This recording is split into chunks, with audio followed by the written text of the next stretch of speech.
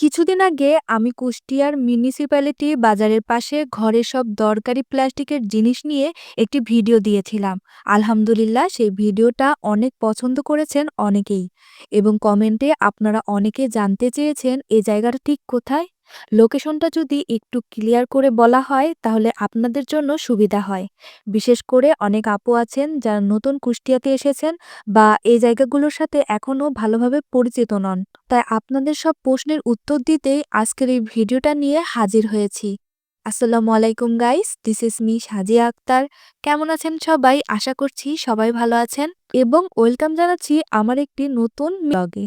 প্রথমেই আসি প্লাস্টিকের দোকানের কথায়। এই জায়গায় রয়েছে ঘরের সব নিত্য প্রয়োজনীয় প্লাস্টিকের সামগ্রী, যেমন বালতি, পানি ডালার মগ, ডালা, ঝুড়ি, চালনি, খাবার রাখার বক্স, টিফিন বক্স থেকে শুরু করে সবকিছু। জিনিসগুলো শুধু প্রয়োজনীয় না, কালার আর ডিজাইনেও বেশ সুন্দর, আর দামও তুলনামূলকভাবে সাশ্রয়ী। যারা নতুন বাসায় উঠছেন বা নতুন সংসার গুছাচ্ছেন তাদের জন্য কিন্তু অনেক কাজে আসে।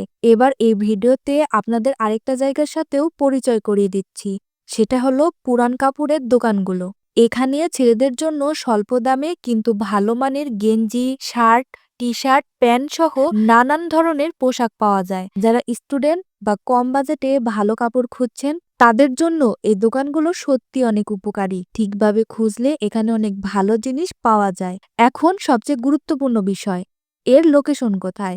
এটার লোকেশন হচ্ছে পুরাতন কাপড় বাজার, Islamia college market, rail line সংলগ্ন, এবং আরো সহজ করে বললে কোর্ট স্টেশনের পূর্ব পাশে। এই লোকেশন ধরলেই প্লাস্টিকের দোকান আর পুরান কাপড়ের দোকান দুটোই খুব সহজে পেয়ে যাবেন। যারা আগের ভিডিও দেখে লোকেশন নিয়ে কনফিউশনে ছিলেন, আশা করি আজকের ভিডিওটা দেখার পর সব ক্লিয়ার হয়ে গেছে। ভিডিওটি ভালো লাগলে লাইক দিবেন, কমেন্টে জানাবেন আপনারা কি এই ধরনের লোকাল মার্কেট ব্লগ আরও দেখতে চান।